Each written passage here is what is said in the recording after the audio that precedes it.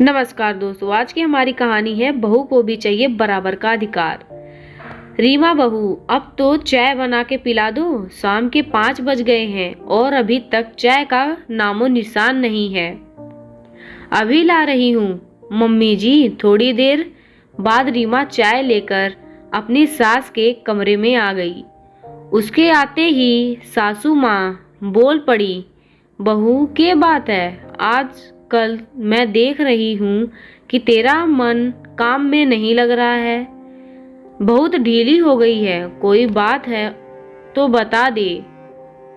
नहीं मम्मी जी, ऐसी तो कोई बात नहीं है, मैं तो सारे काम समय पर ही कर देती हूँ ना बहू। मैं देख रही हूँ सुबह भी तूने नाश्ता बनाने में कितनी देर कर दी। तब तक मैं नहा धोकर तैयार हुई, तब तक रसोई में कोई हलचल नहीं थी। मैंने तो लगे है कि तेरा मन अब काम में नहीं लगता। तेरे मायके में सब ठीक तो है ना?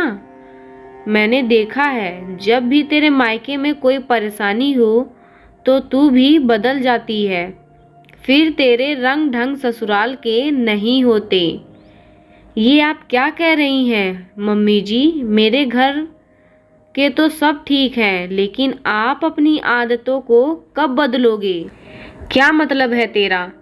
रीमा बहू, क्या कर दिया मैंने?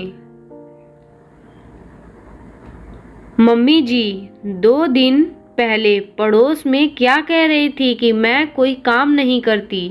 आपको सारे काम करने पड़ते हैं। बच्चों को आपके पास छोड़कर ये तो टेलीविज़न में कसौटी नाटक देखती रहती है।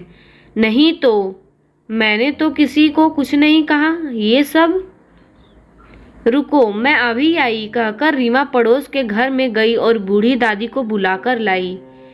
और आते ही दादी बोल पड़ी, क्यों रीमा की सास, तू मेरी बहू से अपनी बहू की बुराई करन तो लग रही थी। मैं वहीं बैठी थी, तुमने सोचा ये बूढ़ी दादी हमारी बात ना सुन रही तो बोले जाओगे। लेकिन एक बात सुनो, तुम जैसी औरतें जो दूसरों के घर जाकर अपनी बहुओं की बुराई करते हैं, जब तुम्हारी बहू को पता चल जाए तो तुम्हारी सास तुम्हारी बुराई कर रही है तो तुम्हारी इज्जत क्यों करेगी? माना कि बहू दूसरे घर से आई है, वो तो सदा से ही पराई है, लेकिन बहू को भी सम्मान चाहिए। यदि तुम सब ऐसे ही उसकी और उसके परिवार वालों की बुराई करते रहोगे तो ये भूल जाओ कि बहू तुम्हारे लिए गरम गरम खाना परोसेगी या तुम्हारी इज्जत करेगी। ताली हमेशा दोनों हाथों से बजती है, तो ये देख लो तुम अपने लिए कैसा व्यवहार चाहती हो, यह तुम पर निर्भर करता है। बूढ़ी दादी बोले जा रही थी तो रीमा की सास गर्दन झुकाकर सुन रही थी। उन्हें भी अपनी गलती का एहसास हो गया था।